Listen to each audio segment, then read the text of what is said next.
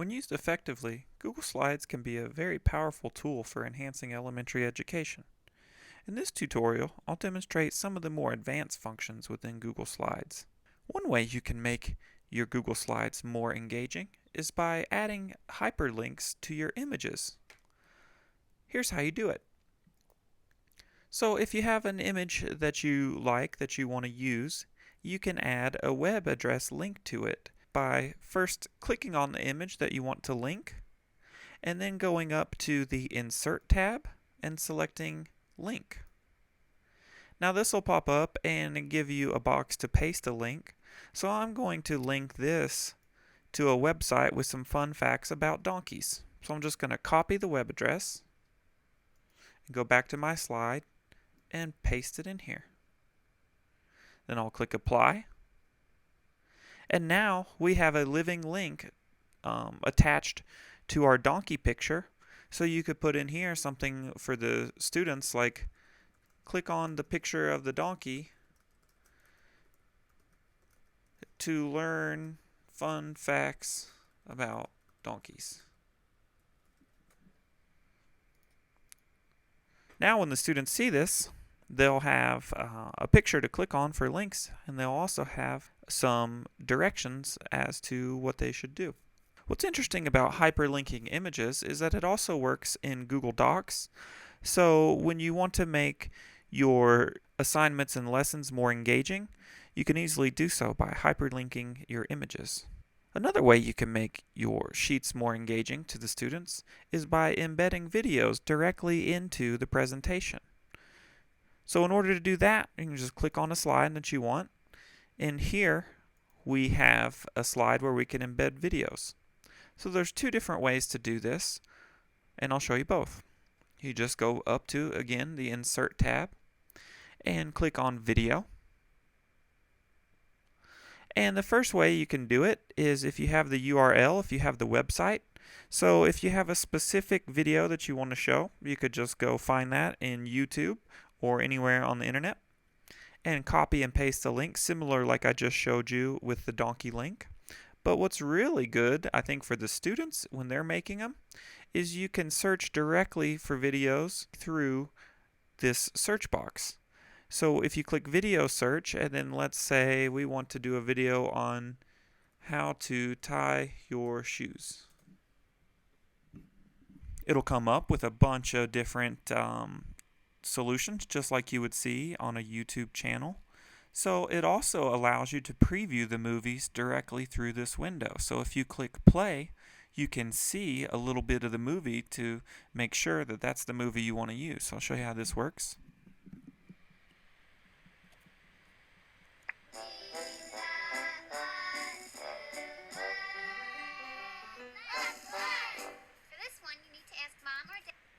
So that looks like a good video to me. We'll go ahead and select it and press select here.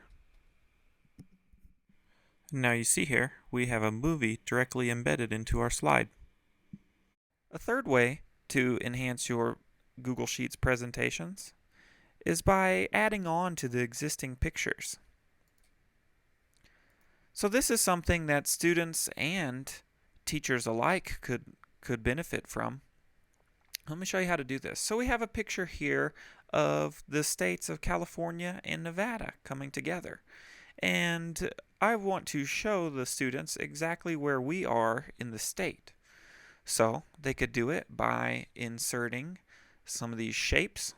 So you just go to Insert and scroll down to either Shape or Line. I'll use Line for this one. And I'm going to do an arrow.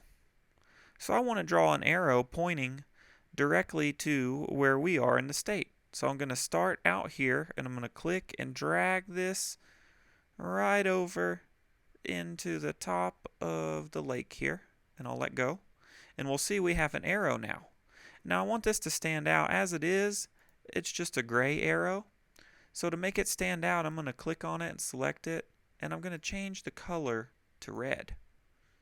Now we got a bright red line that pops out exactly where we are. And so the students could also insert a text box here. We're going to Insert, Text Box, and just drawing in a little text, and they could enhance their presentation by maybe adding something about where they live. So we've added some text in here, and it's made our presentation a little better. So the last advanced function that I'd like to show you with Google Sheets is how to add custom animations to your slide. Now, one word of caution: if you're making a slideshow that's going to go out to all the students that they're going to look through for their own purposes, I would maybe warn against doing a whole lot of animations, because it can make the slideshow confusing. But if you as the teacher are going to be presenting this directly to the students, I think go for it. It makes the slide look awesome, and it doesn't take too long to do. So here's how you add some custom animations. First thing you'll want to do is you'll want to select the portion of the slide that you'd like to have an animation. So for this one, I'm going to add a custom animation to this picture. So I'll click the picture, and then I'll go up here to Insert, and then I'll scroll down to Animation. So this brings up on the right side an option of animations that you can do for that picture. I want the picture to, instead of fading in, I want to fly in from the bottom, just to swoop up. And you have options here, either on click, after previous, or with previous. I'll do this on the click. If you'd like to add animations to the other pieces of your slideshow, you just follow the same routine. So I'll just click on this arrow now, and I'll click Add Animation. And I want this one to fade in on click. Finally, we'll give a little animation to our words here about the lake. So we'll go ahead and click on this text box, and I'll click Add Animation. And I'll say with this one, I want it to fade in also, but I'll want to do it after previous. So if you want to see how your animations look before presenting them, you can click play, and it'll just give you a brief one. So remember, I have to click for this to come up, so you could either click or hit the arrow key on your computer. So I'll click it, and our first picture pops up. So you could do a teaching point here about the state of California and Nevada and how they border each other, and how the lake is right at the border. And when you finish that, you can click again, and it'll bring up your other animations, your arrow and the words, and then you could explain to them the piece about the lake. So now I just want to show you what this looks like as a finished product when you go into the present mode. So again, we'll go up here to the first slide and click View, and then Present. And it enters into full screen mode. So you'll see here now we have a page about the donkeys. So I think this is a very valuable tool if you're making presentations that you're going to send out to the kids, maybe either through using Google Classroom or just emailing it to them for them to look at on their own. So if they're viewing it this way, they can read, and they say, oh, I need to click on the picture of the donkey to learn facts about donkeys. You'll notice when you hover your mouse over this picture, since we have linked this picture, now when we click on it, it's going to go out of our presentation and out onto the fun website with fun facts about donkeys. So when the student wants to get back into the presentation, they just click here, back on the presentation, and return to full screen. And they're right back into the presentation. When they've read everything there is to know about the fun facts about donkeys, they can click on to the next slide. And now they can learn how to tie their shoe by watching this embedded video. So if you just click play right here, it'll start playing.